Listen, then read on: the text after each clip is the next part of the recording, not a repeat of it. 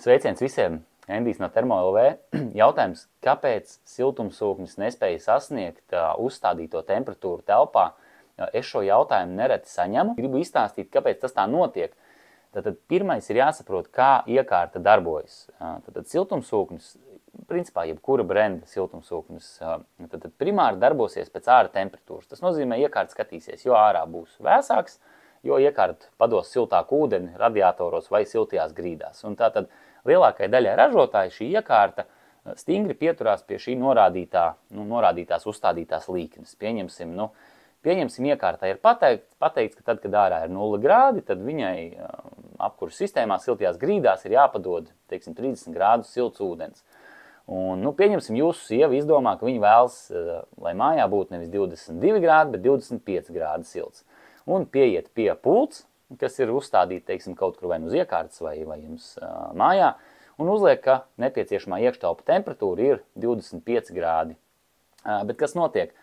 Siltumsūknis joprojām turpina darboties pēc šīs uzstādītās līknes, pēc ārā temperatūras, un viņš vienkārši nespēja sasniegt šos 25 grādus iekštelpās, pat tad, ja jūs viņam to prasiet.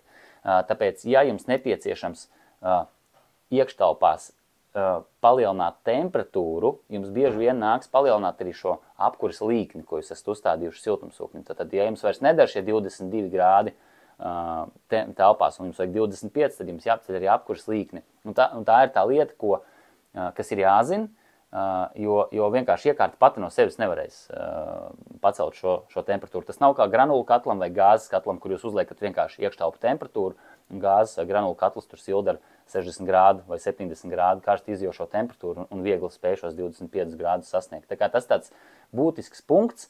Tas nenozīmē, ka siltumsūknis to nevar izdarīt. Vienkārši tas ir regulācijas jautājums, un tad tas var atšķirties starp ražotājiem. Ir ražotāji un ir iekārtas, kuras ir mazliet gudrākas un kuras spēja arī to savu līkni pielāgot, bet ja jūsu iekārta nespēja sasniegt nepieciešamo temperatūru, tas nenozīmē, ka tā ir salūzus vai tur kaut kas ir slikti.